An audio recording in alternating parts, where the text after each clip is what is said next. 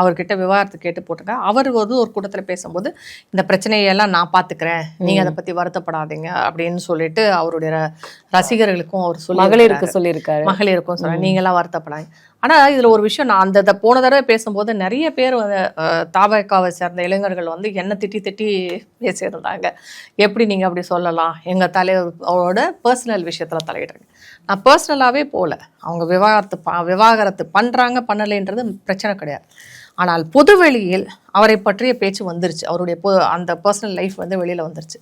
இன்னைக்கு அவரை பற்றி எவ்வளவோ தகவல்கள் வந்து கொண்டு இருக்கிறது. நாம் சொல்லும்போது அவங்க நம்பலை.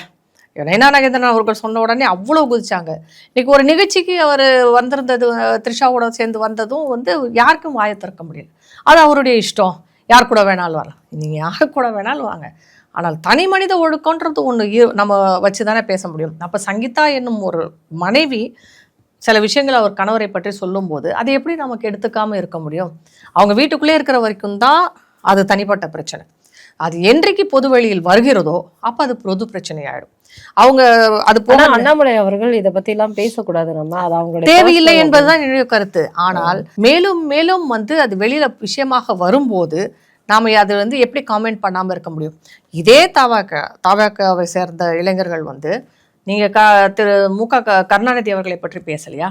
அவர் 3 மனைவி கட்டியதை பற்றி பேசலையா? அது அவர் தனிப்பட்ட வாழ்க்கைன்னு சொல்லிட்டு போயிருக்கலாம் இல்லை? எத்தனையோ விஷயங்களை நீங்களும் பேசதானே சொல்றீங்க. பொது வாழ்க்கைக்கு பப்ளிக் ஃபிகர் அப்படின்னு வந்துட்டாலே இந்த மாதிரியான விஷயங்களை பேசத்தான் செய்வாங்க. எத்தனை பேர் திரு அண்ணாமலை அவர்கள் கண்ணியம் காக்கிறார், அவருடைய மனைவியை பற்றி நீங்கள் எத்தனை பேர் பேசலை? அவருடைய தனிப்பட்ட வாழ்க்கையை பற்றி எத்தனை பேர் பேசலை? அவர் வாட்சி கட்டிக்கிட்டு இருந்தது வரைக்கும் பேசினாங்கல்ல. அதனால் எந்த மனிதர் பொது வாழ்க்கைக்கு வந்தாலும் அவர்களுடைய தனிப்பட்ட வாழ்க்கையும் பொது வாழ்க்கையில் வெளியில் வந்துடும்.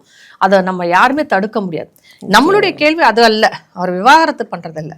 ஆனால் பொது வாழ்க்கைக்கு நீங்கள் வந்திருக்கீங்க, உங்களே நீங்கள் அர்ப்பணிச்சுக்கிட்டீங்கன்னு சொல்லும்போது உங்கள் தனிப்பட்ட வாழ்க்கையில் நீங்கள் கவனமாக இருக்க வேண்டுமா இல்லையா? த்ரிஷா என்ற ஒரு நடிகை பற்றி நமக்கு கவலையும் இல்லை. ஆனால் நீங்கள் நான் சிஎம்ன்றீங்க, முதல்வர்ன்னு சொல்கிறீங்க. ஆனால் உங்கள் மனைவி உங்கள் மேல் ஒரு வழக்கை தொடுக்கிறார், அவர் உங்களை பற்றி நிறைய விஷயங்களை பொதுவெளியில் வைக்கிறார். அதுதானே நீங்கள் ரிலீஸ் பண்ண அந்த இதில் இருக்குது. ஆனால் அவர் சொன்ன குற்றச்சாட்டு தவறு அப்படின்னு நாங்கள் உங்களோட ரசிகர்களோ தொண்டர்களோ சொல்ல முடியுமா?